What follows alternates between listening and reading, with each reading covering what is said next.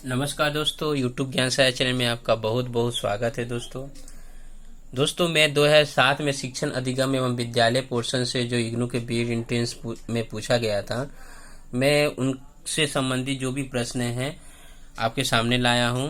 इग्नू में कुल 25 प्रश्न आते हैं शिक्षण अधिगम एवं विद्यालय से। आप के सामने मैं ये जो भी सभी प्रश्न हैं उनका समाधान करूंगा और आप भी इसका सही उत्तर क्या होगा इसका अनुमानित करने की पूरी कोशिश करिएगा। साथ साथ मैं ये भी बतला देने वाला हूं कि अगर आप अन्य किसी राज्य स्तरीय बीएड एंट्रेंस की तैयारी करते हैं तो आपके लिए ये बहुत ही लाभदायक सिद्ध होगी। और आप टीचर नियोजन के लिए भी इस पोर्शन से संबंधित प्रश्न पूछे जाते हैं। इस पोर्शन से अगर आप करते हैं तो आपको बहुत बहुत लाभदायक मिलेगा एग्जाम के आने वाले जो भी हैं। तो अभी आप लोगों के सामने मैं शुरुआत कर रहा हूं। चलिए,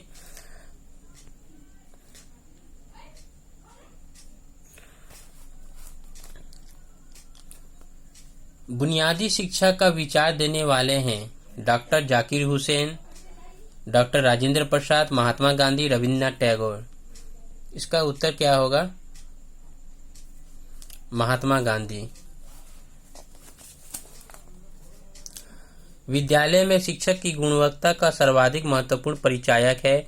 विद्यालयों में आधारिक संरचना सुविधाएं, पाठ्य पुस्तकें तथा शिक्षण अधिगम सामग्री, कक्ष प्रणालियां, छात्रों की उपलब्धि का स्तर। इसका उत्तर आपका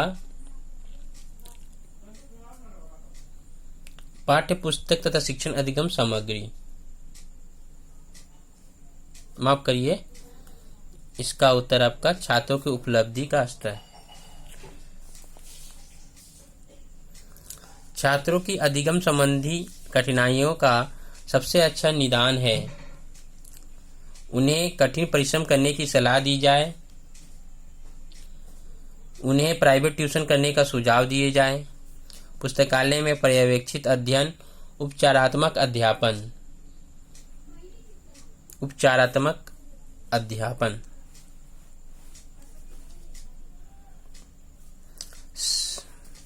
सेवारत अध्यापकों के प्रशिक्षण को प्रभावी बनाया जा सकता है। समय से पहले ही तैयार किए गए प्रशिक्षण पैकेज का प्रयोग करने से, इसे आवासीय बना देने से, सहभागिता उपागम का उपयोग करने से, प्रशिक्षण अनुवर्ती क्रियाविधि को अभ्यास में लाने से।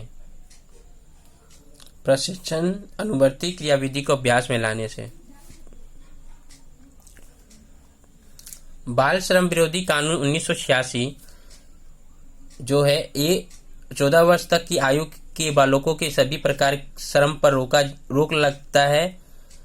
केवल जोखिम भरे कार्यों में बाल श्रम को करने को रोकता है। विद्यालय के समय में बाल श्रम पर रोक लगता है। या आपका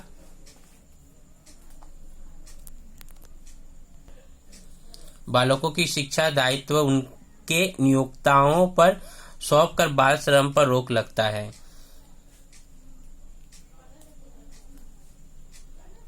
इसका सही उत्तर आपका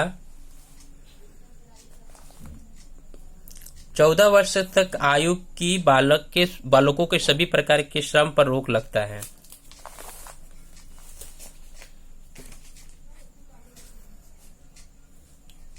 जीवन में सफल होने के लिए छात्रों को क्या करने के लिए प्रोत्साहित करना चाहिए? चयनित अध्ययन, आकस्मिक अध्ययन, गहन अध्ययन, कंठस्थीकरण करके सीखना। इसका उत्तर गहन अध्ययन। छात्रों की अनुपस्थिति की आदत के विषय में प्रधान अध्यापक तथा माता पिता को चिंता करनी चाहिए।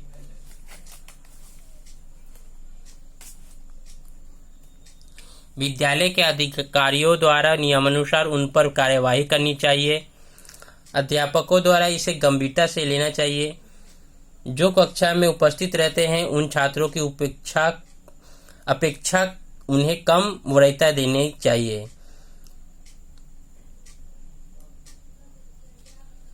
अध्यापकों द्वारा इसे गंभीरता से लेना चाहिए।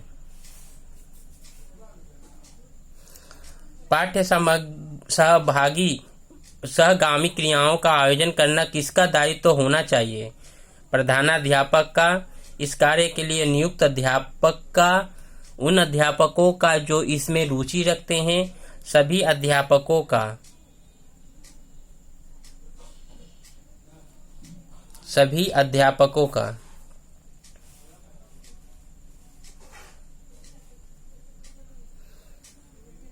जो छात्र अन्य ऐसी पुस्तकों का उदाहरण देकर अन्य प्रकार से प्रश्न हल करते हैं जिन्हें अध्यापक ने निर्धारित नहीं किया है, तो उन्हें हतोत्साहित करना चाहिए, प्रोत्साहित करना चाहिए।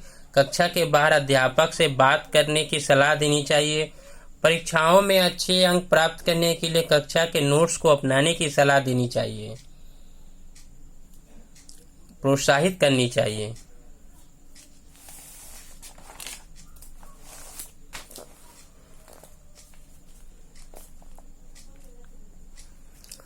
अनुभवी अध्यापकों से किसी पाठ की विस्तृत पाठ योजना की अपेक्षा नहीं करनी चाहिए, क्योंकि इसके बिना ही वे अच्छा पढ़ा सकते हैं। जिज्ञासु छात्र बहुत ही कम होते हैं। यदि कोई गलती भी हो जाए तो उन्हें किसी चुनौती का सामना नहीं करना पड़ता।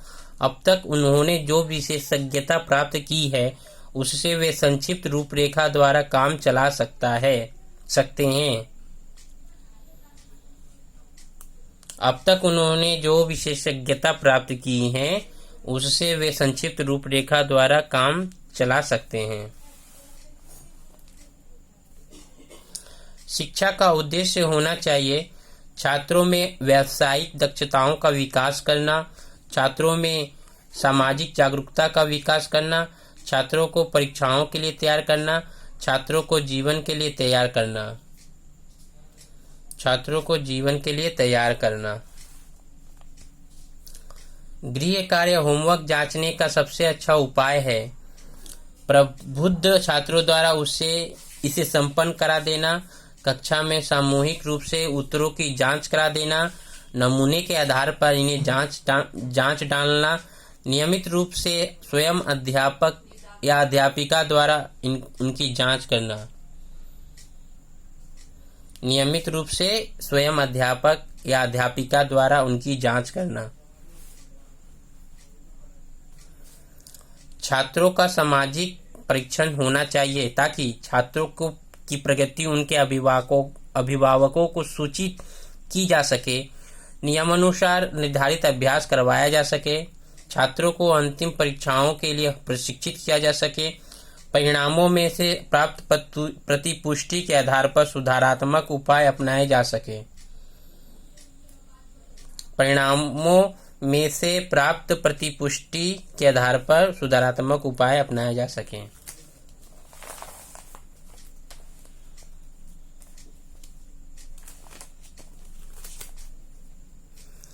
छात्रों के अनुत्तीर्ण होने पर समझना चाहिए कि व्यवस्था ही असफल हो गई है, अध्यापक की असफलता है, पाठ्य पुस्तकों की असफलता है, व्यक्तिगत छात्रों की असफलता है।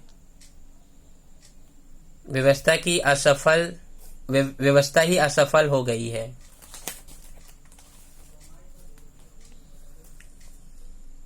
अध्यापकों के प्रशिक्षण की आवश्यकता को वास्तविक रूप से पहचाना जा सकता है उनके बारे में अध्यापकों से पूछकर, अध्यापकों के पर्यवेक्षकों से पूछकर, अध्यापकों के कार्यकलापों के रेखाचित्र का विश्लेषण करने से, छात्रों के निष्पत्ति प्रदत्तों का प्रभावी विश्लेषण करके, छात्रों के निष्पत्ति प्रदत्तों का प्रभावी विश्लेषण करके।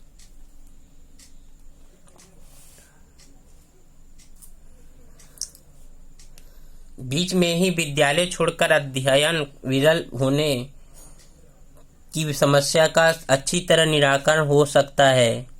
विरल नहीं, विरत। पाठ्यक्रम के भार को कम करने से, अध्यापकों की समानुभूति से, विद्यालयों के आकर्षक पर्यावरण से प्रोत्साहन प्रदान करने से।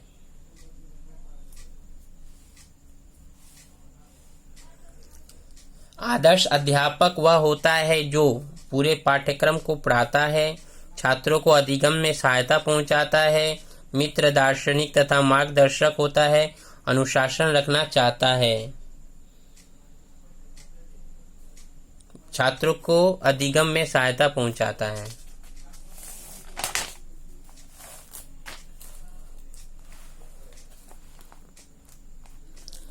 सार्वजनिक परीक्षा प्रणाली पब्लिक एग्जामिनेशन सिस्टम चलने में रहनी चाहिए क्योंकि तुलना के लिए अच्छी है, इसकी व्यापक स्वीकृति है, इससे विद्यालय में शिक्षण अधिगम को उन्नत होने का अवसर मिलता है, अध्यापक विश्वास के पात्र नहीं है। इससे विद्यालय में शिक्षण अधिगम को उन्नत होने का अवसर मिलता है। देश में राष्ट्रीय वयस्क शिक्षा कार्यक्रम शुरू किया गया 2 अक्टूबर 1978 से 2 अगस्त 1978 से 28 अक्टूबर 1978 से 28 अगस्त 1978 से।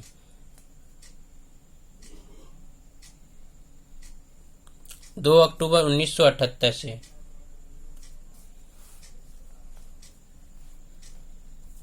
अध्यापकों के उत्प्रेरणा एवं उनकी प्रतिबद्धता को विकसित किया जा सकता है। उन्हें ऊंचे वेतनमान देकर, सेवांतवर्ती प्रशिक्षण देकर, प्राइवेट ट्यूशन करने की स्वीकृति देकर, उनके परीक्षा परिणामों के आधार पर उन्हें व्यवसायिक सहारा प्रदान करके, उन्हें ऊंचे वेतनमान देकर।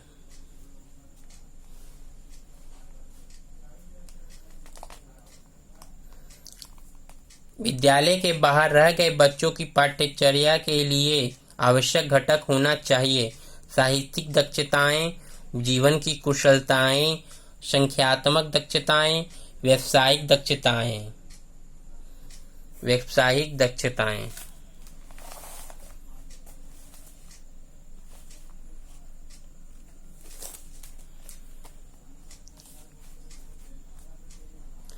करदाता प्राथमिक शिक्षा के लिए अपना योगदान अदा कर रहे हैं, आयकर देकर, ट्यूशन शुल्क देकर, व्यक्तिगत ट्यूशन के लिए धन देकर, शिक्षा उपदेश देकर।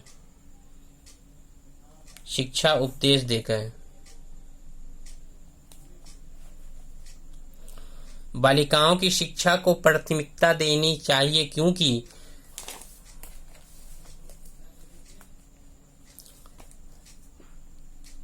लड़कियां लड़कों की अपेक्षा अधिक होशियार होती हैं। लड़कियां संख्या में लड़कों से कम हैं। भूतकाल में लड़कों की तुलना में लड़कियों के साथ भेदभाव किया गया है। केवल लड़कियां ही सामाजिक परिवर्तन का नेतृत्व करने में सक्षम हैं। भूतकाल में लड़कों की तुलना में लड़कियों के साथ भेदभाव किया गया है। अंतिम 2 प्रश्न। सम्मिलित शिक्षा की सफलता निर्भर है समुदाय के सहारे पर, शिक्षण अधिगम सामग्रियों की उच्च कोटि की गुणवत्ता पर, पाठ्य पुस्तकों की उत्कृष्टता पर, अध्यापकों में अभिवृत्त्यात्मक परिवर्तन पर। समुदाय के सहारे पर।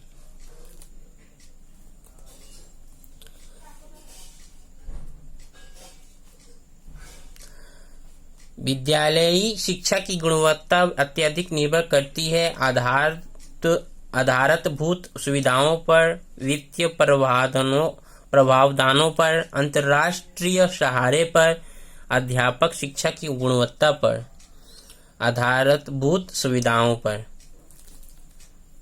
ये था दोस्तों आपके सामने विद्यालय शिक्षण अधिगम एवं विद्यालय पोर्शन से संबंधित प्रश्न। आशा करता हूं कि आपको पसंद आया होगा।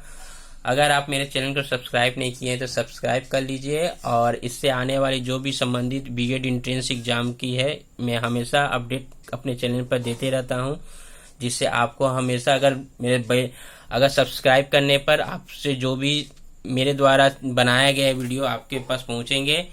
और अगर जो भी दोस्त अगर तैयारी करते हैं तो जरूर से जरूर उन्हें शेयर कर दीजिए, और वीडियो पसंद आया हो तो जरूर से जरूर लाइक कर दीजिए। पूरे वीडियो को देखने के लिए बहुत बहुत धन्यवाद।